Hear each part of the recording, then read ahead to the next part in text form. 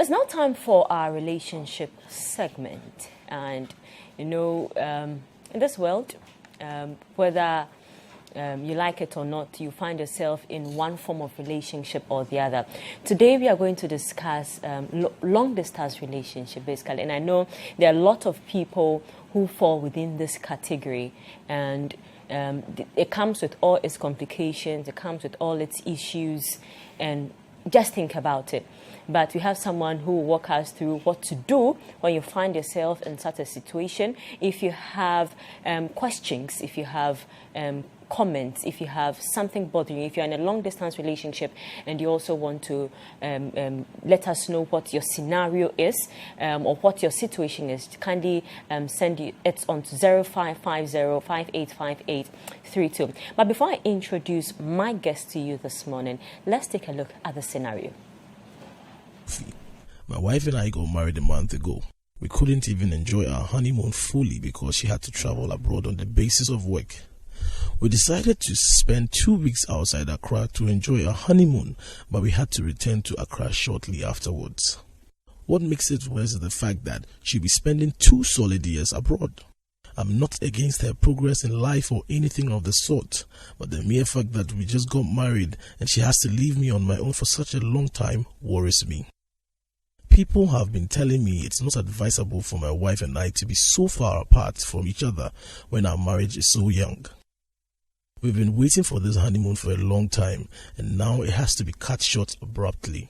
So much has gone into preparing towards this marriage, and I thought that we would finally get to celebrate our first achievement as a married couple.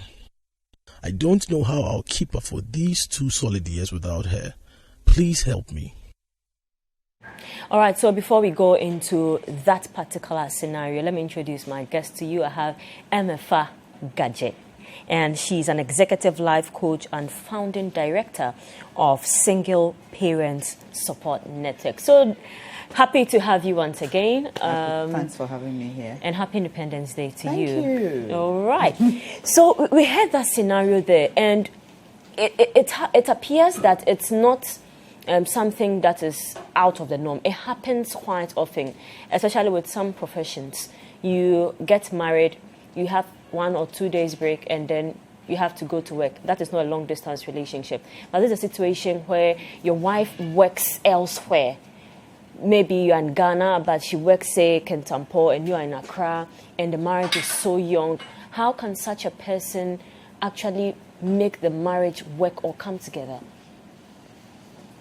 I think that one thing we need to understand is that marriage is not for children. And children doesn't necessarily mean age. Okay. Marriage is it's supposed to be for matured people. You have to be matured emotionally and mentally. So let's get that out of the way. Secondly, did they have this conversation before married? Marriage. You got married. That is why the dating period is for collecting data.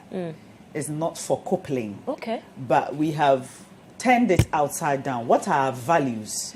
What are the goals that we have set for our marriage? What is the plan? What is the path? The path is supposed to be a guide, because nothing is set in stone. The only thing we are sure about right now is today, this particular moment, present. Yeah. That is all we have control over. We don't have control over tomorrow. We don't have control even over the next second or the next minute. But it is very important that we set goals for everything. What is the goal that this couple have set for themselves in their marriage? Okay. That is the second. The third is...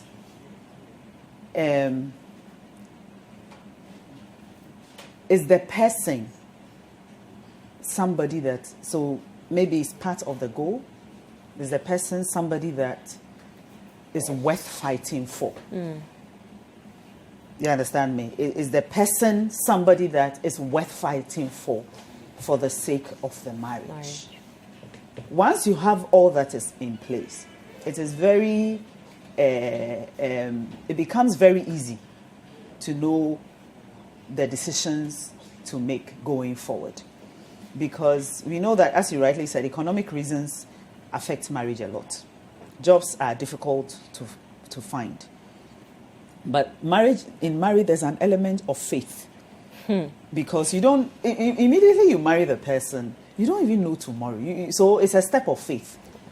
Actually, the whole of our lives is an unconscious faith. Because when you sleep, you don't have Control. exactly. You don't know whether you're going to wake up or not. Yeah.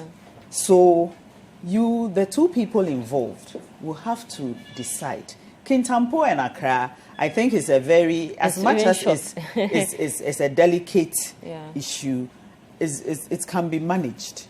You can set yourself a goal and decide that, okay, for now, we need to have the money to survive. But you can work with either a counselor, personal development expert, to have a plan. Okay, so in the next 5 years, how are we going to manage our relationship in such a way that the goal is to be in one place? Okay. So then if you have to look for another job, whatever it is that you have to do, but you have to be mindful of the fact, is the other person worth it? So you don't throw your life away just to realize that your career away, or change course just to realize that it wasn't even worth it. You understand me? Okay, so I was going to ask, is it necessary that before every couple decides to get married, they think about it or even put it in their, just paint out a scenario, because you never know what may happen. So is it necessary you think about the issue of me traveling to work elsewhere? Is it necessary to put in? Exactly. Because not everybody can handle that space. If there is anything that many people have come to realize, is that love alone doesn't sustain a relationship. I love you, doesn't sustain a relationship. There are many people who have broken up, not on bad terms. They were almost getting married, or the plan was to get married, and after discussions and everything, they realized that their values and their plans were like this. So it wasn't necessary to go forward with a marriage. Did they hate each other? No. But it's just because it just won't work. So you save yourself a lot of heartache in the future. But when you understand and you accept that you are in a relationship with somebody, and you are willing to be in a relationship with somebody who potentially might travel. For instance, if you marry a diplomat, and then the person is traveling, you're like, that is no surprise. You were dating a diplomat. So what did you expect? If you marry any of our service people, you know that they travel for peacekeeping operations. And if you marry somebody who is... the world is a global village now. We have so many people who might not necessarily be working even in multinational environments, but their work demands that they marry. And you are aware of that in the relationship before you got married, that this is how this person's work life is like. Then I think that you would need to adjust and try to find other ways of trying to be together during the duration that the person is away.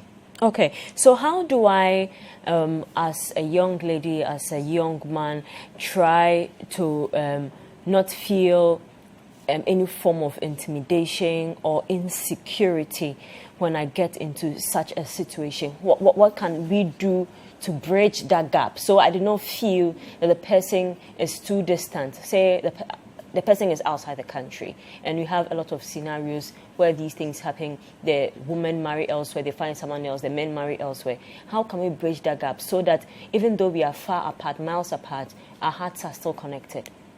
Okay, so this is after the marriage, after you have accepted that the person... Okay. So once you have accepted that the person is far away and you want to get married, it's a mindset thing. You make up your mind. Or even if it happens in the course of your marriage. Yes. You make that up you have to go to school exactly or something. It's not forever. How long is this? You know, we all need to make sacrifices every once in a while in our relationships, irrespective of the kind of relationship it is. We make sacrifices in our sibling relationships. Yes, that's we right. make sacrifices in our friendships. And in our romantic and marital relationships, it's the same thing.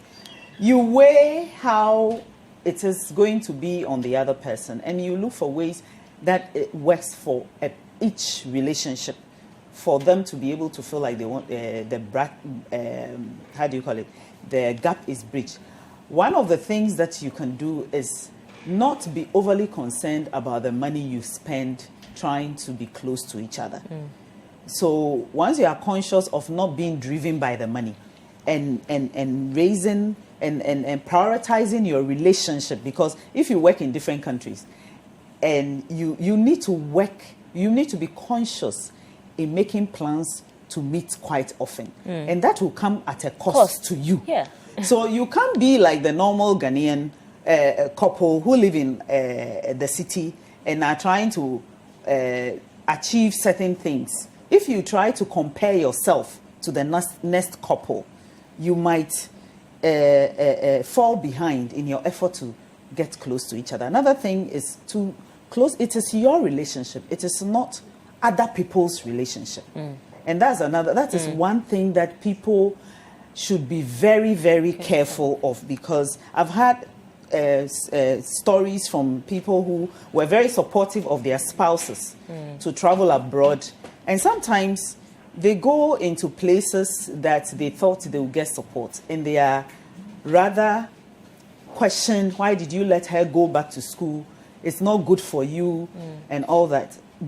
If you plan it well, by the time you blink, 2-3 years, it's over, and you are back together. So it's important that we keep people's opinions out of our relationships, because it's very, very, very important. Number 2, occupy yourself positively.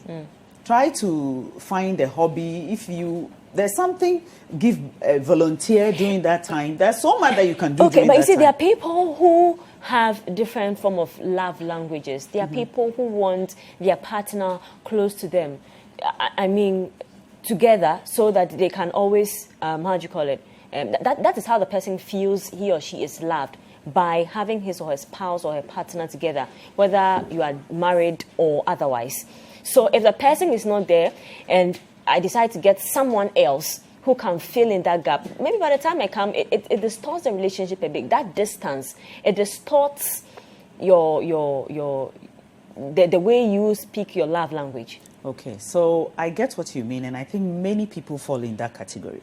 Majority of people, I mean, we marry because we want to. We found somebody that we want to do life with, and we don't want to be alone.